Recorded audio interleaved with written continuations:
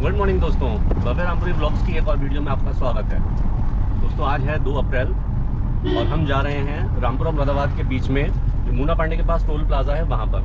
तो वहाँ जाने का रीज़न ये है कि हमारी गाड़ी में लगा हुआ था फास्टैग, जो था IMHCL वाला, जिसे NHAI वाला फास्टैग कहते हैं। तो आपको याद होगा कि हम जब मेरठ गए थे तो मेरठ जाते टाइम हमने सोचा कि इसको सुबह में रिचार्ज कराएंगे। रिचार्ज मीन्स वहाँ का जो ये मुरादाबाद जाने वाला जो टोल है उसका पास बनता है, एक मंथली पास। तो हमने कहा वो रिचार्ज कराते हैं। तो हमने सोचा कि वहाँ जाके अगर कराएंगे तो उसका तो काउंटर खुला नहीं था तब तक। हमने सोचा कि अपना पेटीएम से रिचार्ज करें। पेटीएम से देखा तो उस वाले टोल का ऑप्शन आया ही नहीं इस बार। तो बड़ी परेशानी हुई। फिर उसकी साइट पर गए IHMCL की, वहाँ जाकर देखा जो 315 रुपये का हमारा रिचार्ज होता है मंथली, उसको दिखा रहे थे 4710 रुपये का। वो इशू हमें समझ में नहीं आया ऐसा क्यों हो रहा है। तो फिलहाल सुबह का टाइम था, जल्दी हमें पहुँचना था मेरठ। तो हमने उस टाइम अपने फास्टैग से जो हमारा बैलेंस पड़ा हुआ था उसमें से अपना पेमेंट कटवा के और हमने वो टोल क्रॉस किया। उसके बाद हमने जोया का टोल क्रॉस किया, ब्रिजघाट का टोल क्रॉस किया। तो हमारे पास बैलेंस उसके बाद काफ़ी कम बचा। हमने उसके अंदर रिचार्ज करने की कोशिश की तो रिचार्ज भी नहीं हो पा रहा था। भाई ये बात समझ में नहीं आई। तो उसकी जब काफ़ी डिटेल निकाली तो पता ये चला कि जो हमारा फास्टैग लगा हुआ था IHMCL वाला NHAI का, उसके अंदर प्रॉब्लम ये थी कि उसको 2 साल के बाद उसके अंदर KYC होनी ज़रूरी होती है। ये चीज़ हमको ना पता थी और ना कंपनी से हमारे पास कोई मैसेज आया था इस तरह का कि हम उसको टाइमली ओके कर देते। ठीक है, हमने कहा कर देंगे इस चीज़ को भी। तो हम जब मेरठ से रामपुर के लिए निकले तो एक टोल हमें क्रॉस करना था, बैलेंस उसमें कुछ कम था। हमने कहा चलिए इसको रिचार्ज करते हैं। तो रिचार्ज के लिए जो टोल पर लोग बैठते हैं वहाँ हमने उनसे संपर्क किया और उसके अंदर कुछ अमाउंट डलवाने की कोशिश की कि देखते हैं डलता है या नहीं। तो हमने 500 रुपये का रिचार्ज कराना था, तो उसमें उन्होंने कहा कि 450 रुपये का पेमेंट आएगा। मैंने कहा ठीक है। अब हम वहाँ पे जब रिचार्ज कराया तो रिचार्ज कराने के बाद हमारे पास पेमेंट पहुँचा नहीं। मैंने कहा ये भी अरे एक अलग प्रॉब्लम है। तो बाद में पता चला कि ये भी KYC की वजह से ही प्रॉब्लम थी। हमने वहाँ से क्रॉस करते हुए वापस जब रामपुरा मुरादाबाद के ये मुंडा पांडे वाले टोल पर पहुँचे तो हमारा उस वाले जहाँ पर हमने रिचार्ज कराने के लिए पेमेंट दिया था, पेमेंट आया नहीं अकाउंट में। तो वहाँ हमारा बैलेंस चला गया माइनस में और हमारा फास्टैग हो गया ब्लॉक। तो ब्लैक लिस्ट होने की वजह से जब हम ये मुंडा पांडे वाले टोल पर पहुँचे वहाँ प्रॉब्लम ये हुई कि उन्होंने कहा कि आपका जो फास्टैग है वो ब्लैक लिस्ट है, आपका पेमेंट ऐसे नहीं होगा, उससे नहीं कट सकता। मैंने बताया भी, समझाया कि ऐसे ऐसे रिचार्ज किया था, आया नहीं। तो उन्होंने KYC के लिए बताया। तो मैंने कोशिश की कि शायद वहाँ बैठे बैठे KYC हो जाए गाड़ी में, लेकिन वो प्रोसेस लंबा था। मैंने जब कस्टमर केयर कॉल किया वो तब नहीं हो पाया।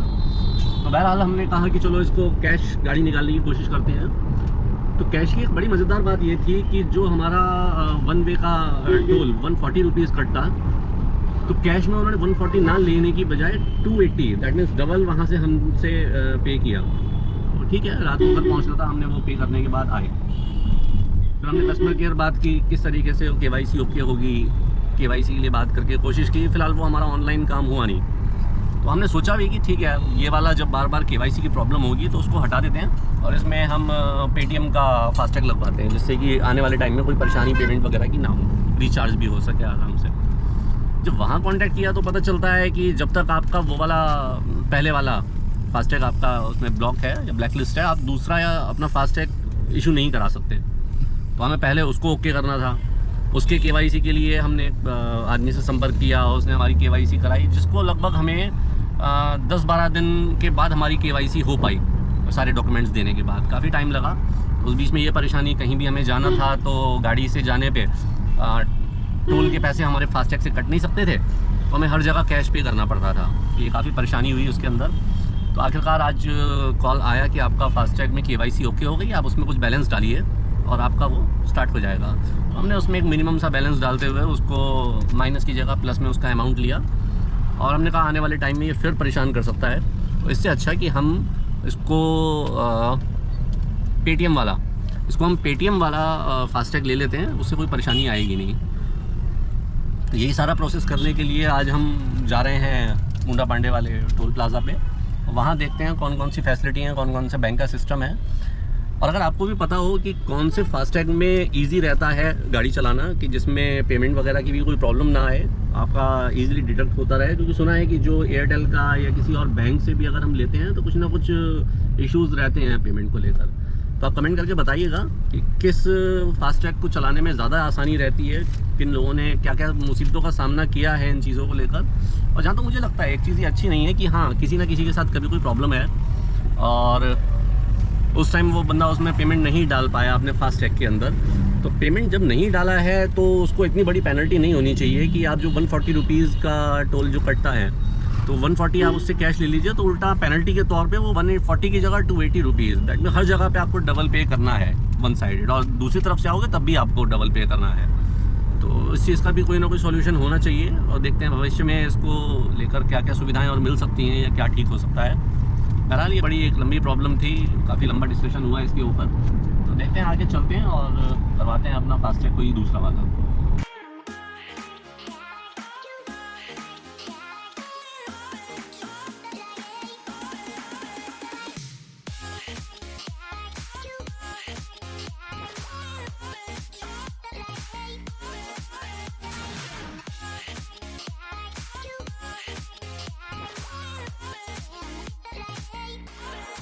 ये अंकित ठाकुर जी हैं, यहाँ पे टोल प्लाज़ा पे आपको मिलेंगे। तो ये लगाते हैं पेटीएम वाला फास्टैग। अंकित आपका पेटीएम वाले रहता है ना फास्टैग? ये पेटीएम फास्टैग। अच्छा, ये देखिए इन्होंने लगा दिया है। सबसे अच्छी बात है इसके अंदर आपको केवाईसी वाली प्रॉब्लम नहीं आएगी। अपने पेटीएम के अंदर आप पेमेंट रखें या उसको बैंक से भी अगर आपने मर्ज करके रखा है तो उससे आपका पेमेंट कटता जाएगा, प्रॉब्लम कभी नहीं आएगी। दोस्तों हम आ चुके हैं मुंडा पांडे के पास। ये नियामतपुर इकरोटिया वाला टोल प्लाज़ा कहलाता है वहाँ पर। तो यहाँ पर आकर हमने फ़िलहाल अभी पेटीएम वाला फास्टैग ले तो लिया है, वो हटवाया है। अभी उसको एक्टिव करने के लिए पहले हमको रिचार्ज कराना पड़ेगा। आज हमारे साथ आए हैं हमारे मसूरी से दोस्त रिक्की भाई। रिक्की भाई भी हमारे एक दोस्त हैं, उनके ब्रदर इन लॉ हैं। तो बहुत बहुत दिन बाद मिलना होता है, कभी हम मसूरी जाएं या उनका रामपुर आना होता है तब हमारी मुलाकात हो पाती है। तो आज साथ में घूमने के लिए, ये सारा सिस्टम देखने के लिए यहाँ आए हैं। ये देखिए यहाँ का टोल प्लाज़ा। ये देखिए कुछ कनेक्टिविटी की प्रॉब्लम होती है या किसी के फास्टैग में कोई पेमेंट का इशू होता है, कहीं ना कहीं कोई ऐसी प्रॉब्लम होती है जिस वजह से इतना कुछ ऑनलाइन सिस्टम करने के बाद भी कई बार लाइन लगती है। और लाइन क्या, कई बार बहुत लंबे लंबे जाम भी देखने को मिलते हैं टोल प्लाज़ा पर। अभी दोस्तों जो नई सूचना मिली थी उसमें 31 मार्च तक जो टोल प्लाज़ा का रेट था, जो टैरिफ था, वो चेंज होने के बाद कुछ परसेंट इसमें रेट इंक्रीज़ किए गए हैं सभी टोल प्लाज़ा पर। अभी हम चल के देखेंगे कि जो हमारा पहले का यहाँ का रेट कार्ड था उससे अब कितना फ़र्क आया है 1 अप्रैल के बाद से। क्योंकि देखिए रोड वही है, फैसिलिटीज़ वही हैं, तो बीच बीच में इस तरीके से टोल का रेट बढ़ाने का क्या रीज़न होता है कुछ समझ में नहीं आता। तो देखते हैं, चलते हैं अंदर इसको देखने के लिए और क्या नए रेट टैरिफ हैं, क्या सिस्टम नया किया गया है उसको देखते हैं। अभी चलते हैं। ये टोल प्लाज़ा की बिल्डिंग, ये ऑफिस है। तो सारा जो वर्क होते हैं यहीं से होते हैं, यहाँ जो भी काम हो, कोई प्रॉब्लम हो।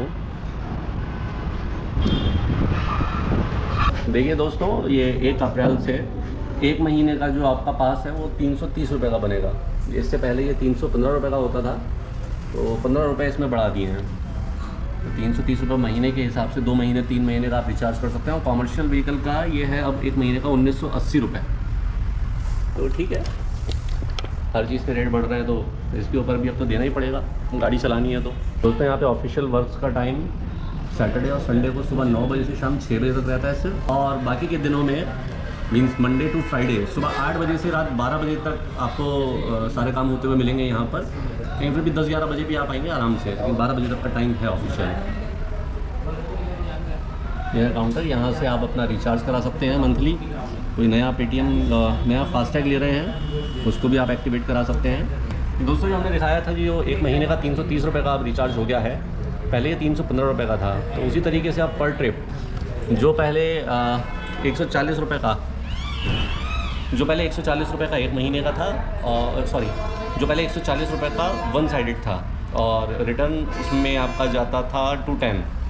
तो अगर आप फास्टैग ना देने के बाद अगर कैश देते थे 140 के 2 ने 280 देते थे। अब उसमें 140 का हो गया है 150 रुपये। और अगर आप रिटर्न मारते हैं अपने फास्टैग से तो आपके होते हैं 225 रुपये, जो पहले 210 रुपये होते थे।